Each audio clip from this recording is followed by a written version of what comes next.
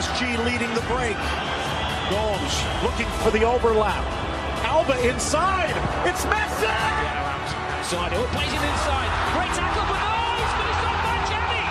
It's a run from him, but it's Messi. It's Iniesta! Hello community, welcome back to another Barcelona match review. Barcelona drew against Man United 2-2. Well, that was an intense, electrifying game, I have to say, between two great managers, Erik ten Hag and Xavi.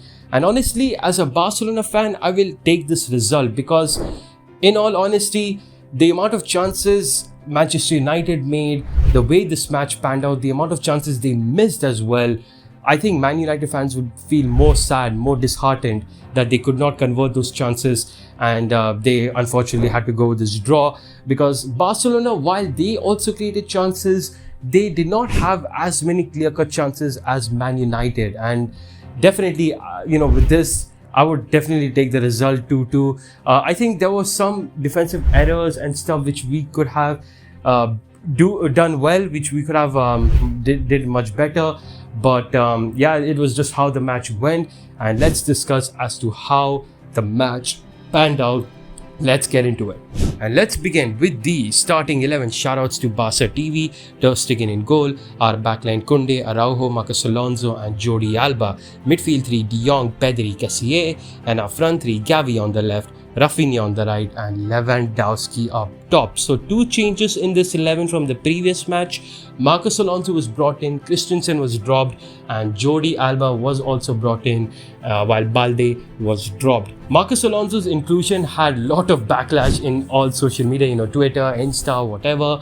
But it's just the reason as to that I can probably think of is because of Weghorst. Like Weghorst as well was starting in this match. Man United went with like a 4-1-4-1 formation. So Rashford was actually the lone forward, and Weghorst used to be like a sort of false nine, midfielder type of role he had in this match. And just to clear his headers and just to provide some extra tall height and stuff, so that we won't really cause Manchester United won't cause problems in terms of corners and stuff, Marcos Alonso was brought in. But talking about that first half, and that first half was intense between Barcelona and Manchester United. Actually, in the beginning 10 minutes, Manchester United brought a lot of pressure towards Barcelona. They were coming at them. They were, attacking really well, going with those direct forward passes. And really, they have some good chemistry. The way they were passing and all, like there was a chance where Van Bissaka gave a cross, but unfortunately, nothing came out of it. But they were really having pressure over Barcelona. But Barcelona started adapting to it after the 10th minute, and they started as well to do better. Just as a result, there was just neck to neck, back and forth going between Barca and Manchester United. Fouls left, right, center. Barcelona were doing much better in terms of their pressing. Once they got a little bit possession in the ball, they tried to pass it around.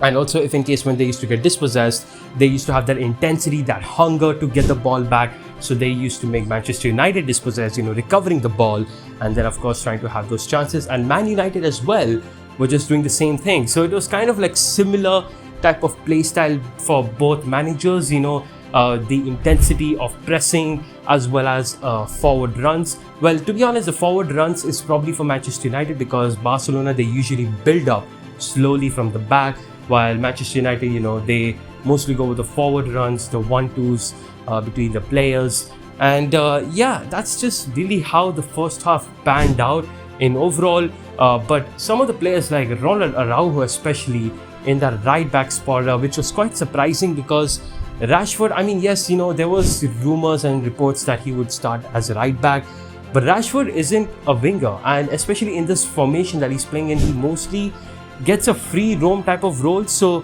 he does not exactly stay central. He also goes to the wings. He goes to any wings, like the left wing, the right wing, depending upon the attack. He makes the runs, and he basically provides unpredictability, so you really cannot target him. And that's kind of what happened in this first half. But Rashford was actually kept very well shut. Like in terms of the midfield battle between Barcelona and Manchester United, it was going intense.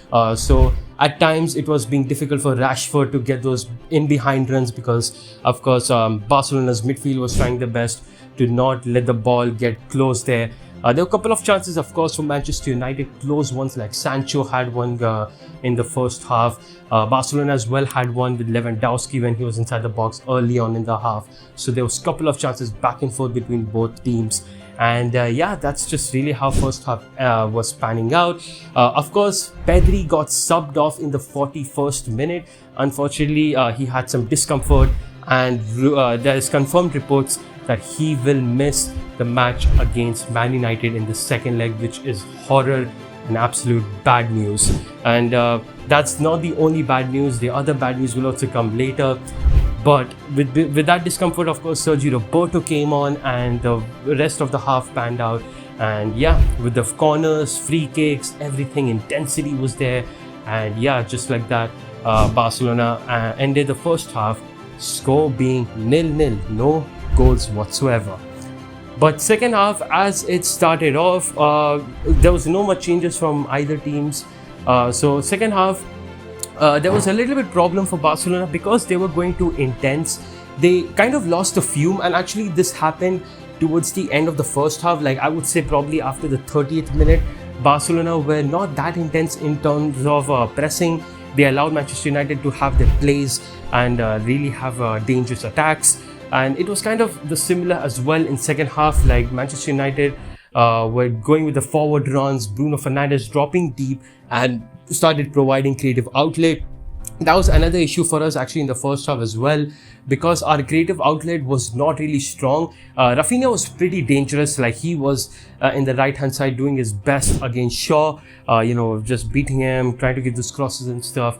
But we weren't able to do anything concrete because mostly our creative outlets, the creative outputs, it comes from Pedri, it comes from Rafinha and Jordi Alba. Jordi Alba as well, like he wasn't really giving crosses in the left hand side. He was going high up top, getting those balls, but he was not crossing because Lewandowski actually was not arriving at the box. And while he also tried to giving, it was just not accurate. So it was really tough for Barcelona in terms of creative outlet, and that's why Manchester United started getting opportunities but early on in the second half, Barcelona scores their first goal, and it comes from Marcos Alonso. This is of course corner for Barcelona. Rafinha takes it and Marcos Alonso makes a run. Fred tries to mark him, but of course Fred isn't that tall, and Marcos Alonso jumps, heads in and makes it 1-0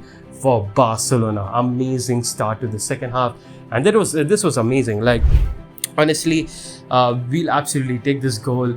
Because I think, in the back and forth, both teams deserved a goal. So it was really something like, either way, if the team scores, it would be better. And Barcelona just started off scoring it.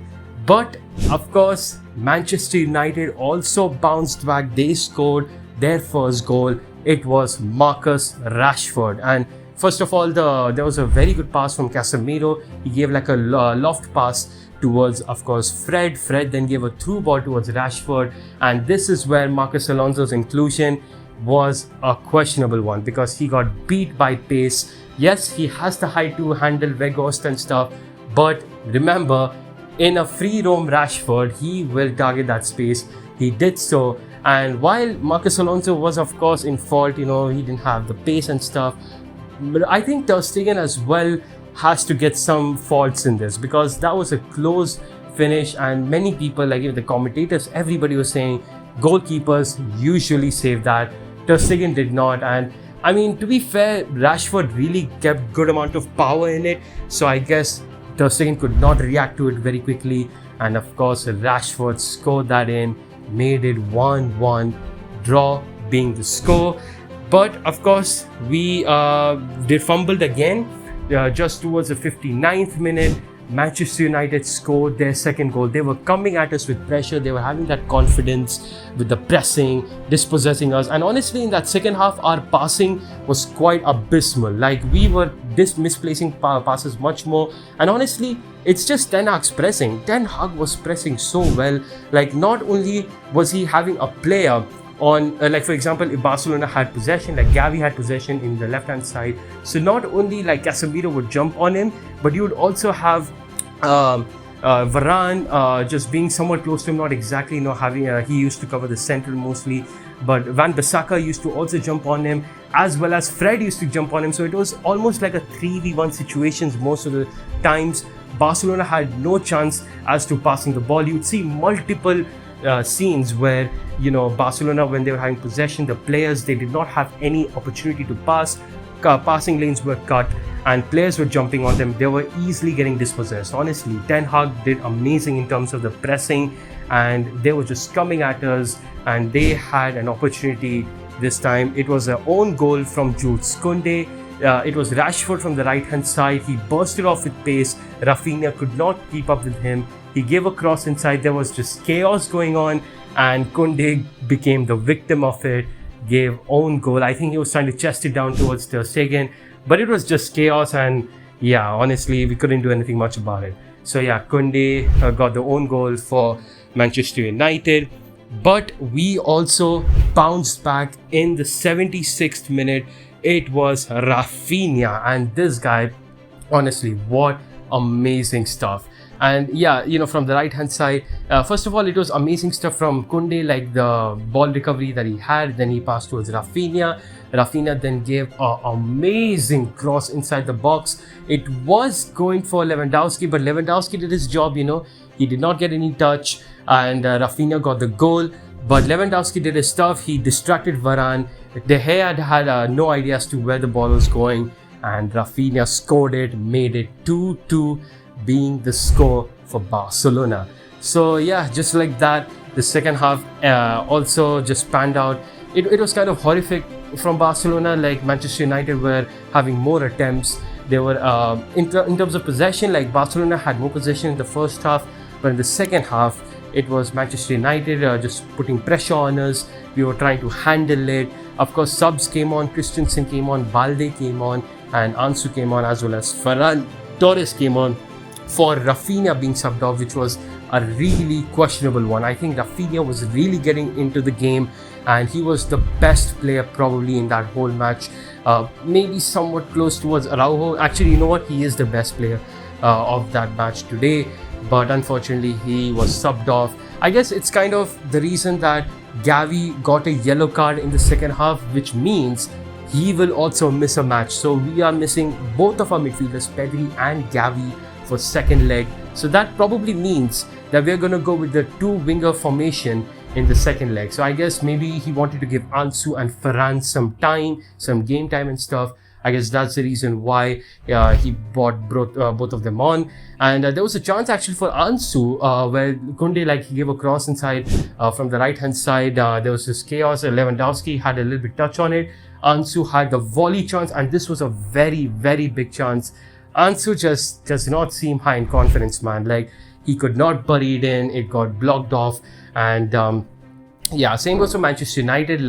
They also brought their subs on, Garnacho came on and stuff. So with Garnacho coming on, they started becoming more offensive. They also had their chances, but they could not capitalize on it. And yeah, with Christensen coming on, we were a little bit much better. We were shaky definitely in the whole match. We weren't as convenient. We weren't feeling comfortable. Playing high line with Rashford, making those runs behind was really, really risky. And it kind of didn't pay off. Of course, the first goal that happened for Manchester United, it just happened with the run that Rashford made. So yeah, unfortunate stuff. But second leg is going to be very, very interesting, because we are going to miss Gavi as well as Pedri. I think Busquets might return, so that midfield is going to be interesting as to what he's going to go with, because Sergio Roberto today did not play good. He probably did not feel that comfortable and stuff. He almost got us with a handball, with the penalty, which of course everybody is talking about, the handball towards Fred.